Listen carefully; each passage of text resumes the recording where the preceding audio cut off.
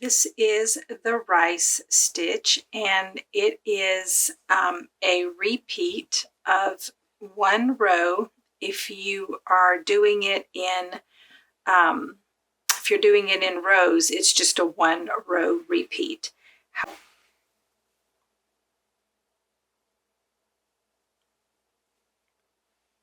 I am going to use a 5.5 millimeter crochet hook.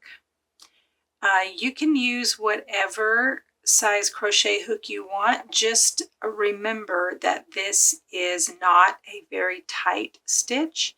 So depending on what you are making, just know that it's a little bit more on the loose side. So if you're going to make something like a basket or a purse, then you might want to size down for the yarn that you're using. I'm going to start with a slip knot.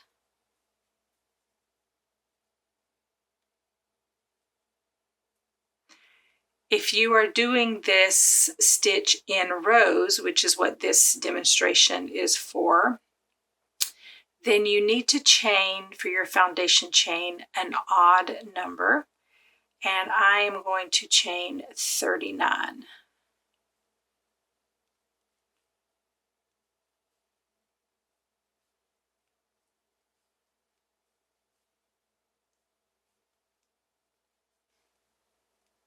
Okay, got my foundation chain of 39. For row 1, in the third chain from the hook, we're going to make a double crochet. So 1, 2, 3, and I'm going to turn and go in the back bump, which is right here, and put a double crochet.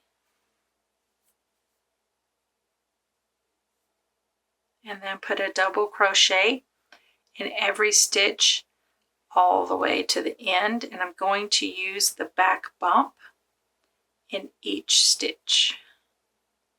The reason I do this is I do it for anything that I'm making a washcloth or something. If I was doing a blanket, I don't really make blankets, but if I did, I would start it this way. It helps keep the foundation chain from becoming too loose, which happens a lot when you do your first row. So if you go in the back bump, it kind of helps it hold its shape just a little bit better.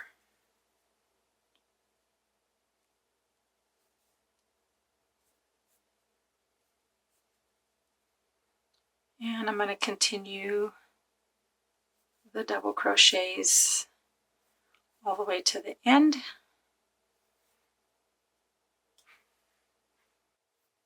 Okay, at the end of row 1, you should have an even number of double crochets. I have 37. You should have 2 less than what your initial foundation chain was. So make sure that you have that before you go any further, or your pattern will not end up correctly. And then we're going to chain 1 and turn. And for row 2, we are going to put a half double crochet in the first stitch.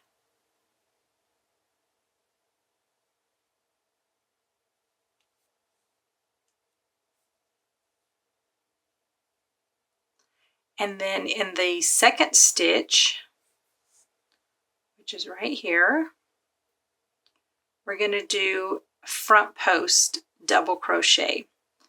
And if you haven't done that before, you yarn over, you insert your hook behind the entire post of that double crochet, and then yarn over, pull through, pull up just a little bit so that your row isn't leaning, and then complete your double crochet.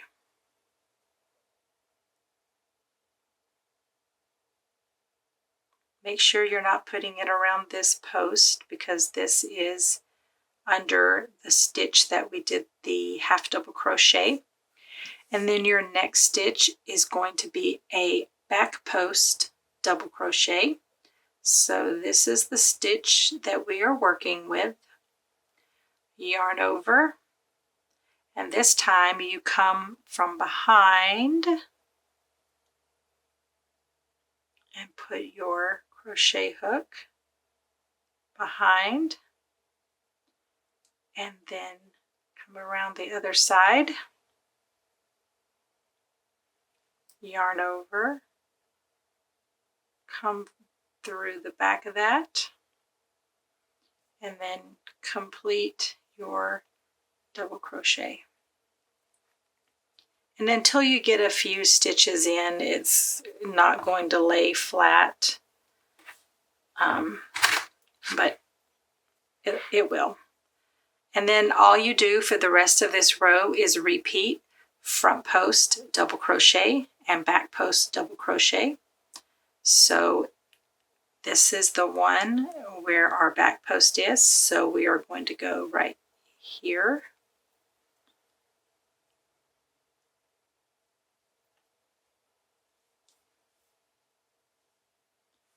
And take your thumb and hold on to that post while you do it so that it doesn't get stretched out too much.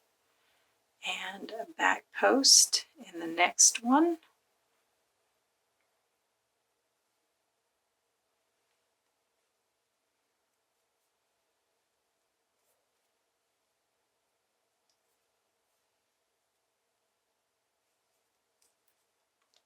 And then front post.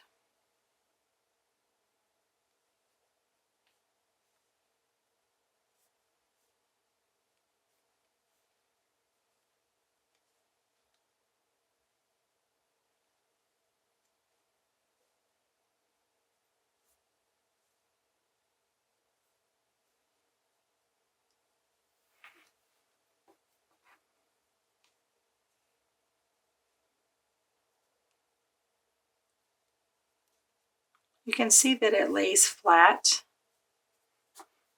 It just won't lay flat while you're crocheting because it gets pulled.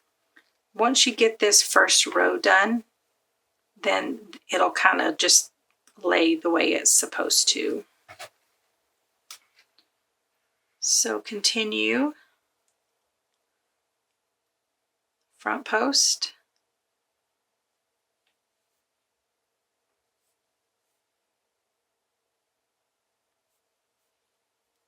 And back post.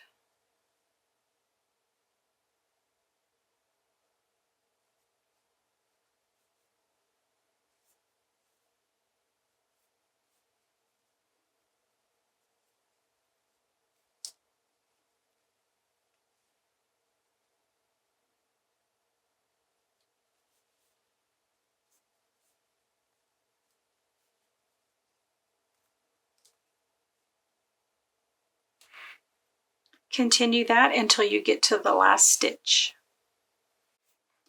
When you get to the end, after your last front post double crochet, you'll have one more double crochet here, and then these are your turning chains.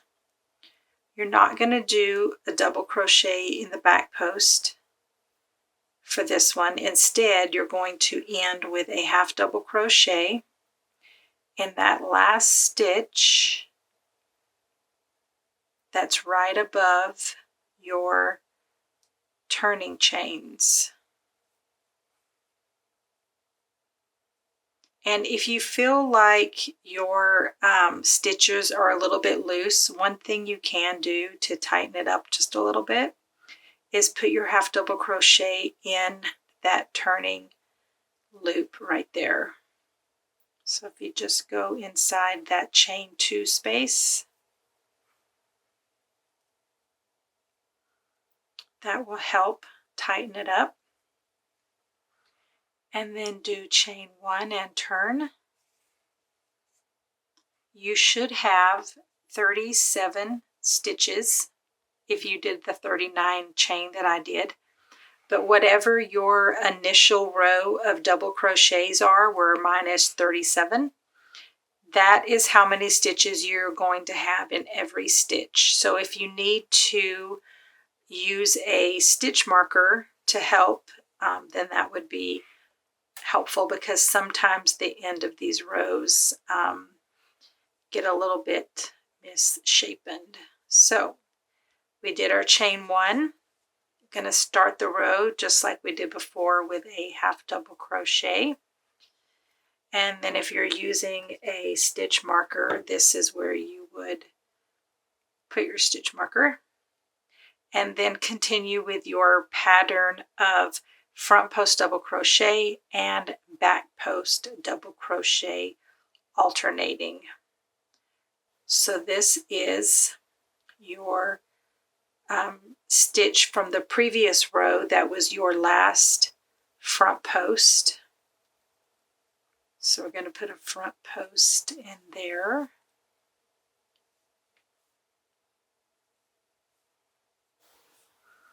And then a back post.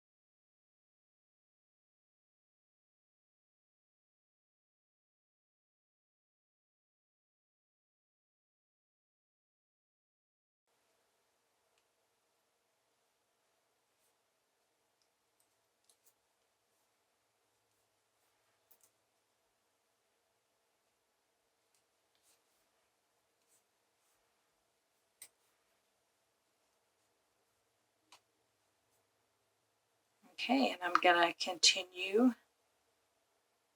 to the end.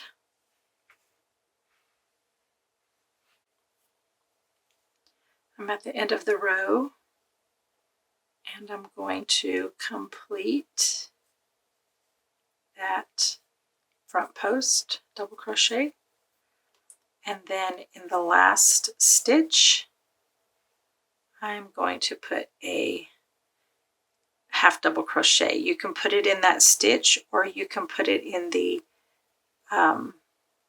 chain one space. It just depends on whichever way you like the look best. I'm going to put mine in the top of the stitch since it's a chain one stitch and not a chain two. I don't think it's necessary to go into the chain space. But this is what it's going to look like. Just continue on with your project, repeating row 2, which is a half double crochet at the beginning and a half double crochet at the end. And in between that is a front post double crochet and a double or a back post double crochet. And it will look the same on both sides.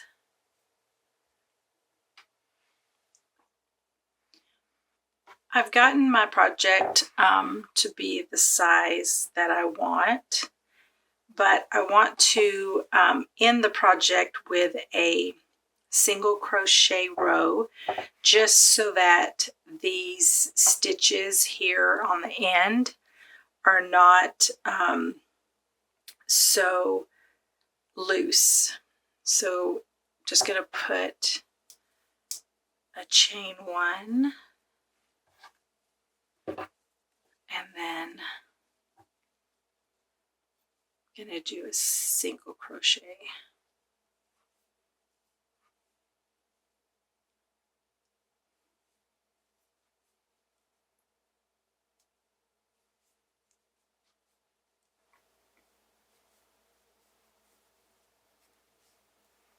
Okay, and that's where I'm going to end that.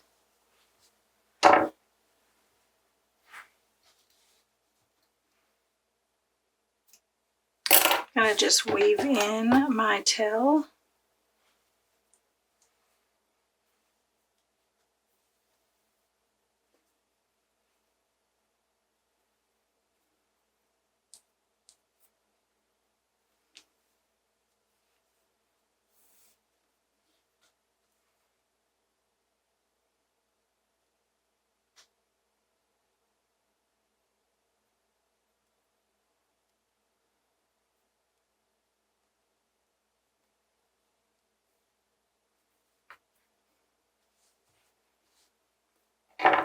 And then I'm going to weave in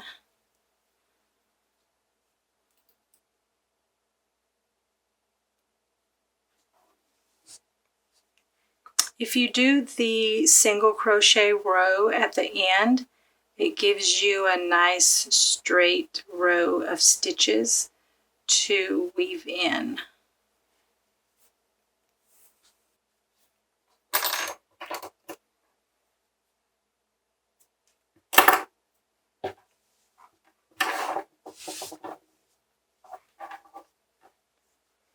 If you don't like the way the end looks with the single crochet row, then just end it after you do your regular row.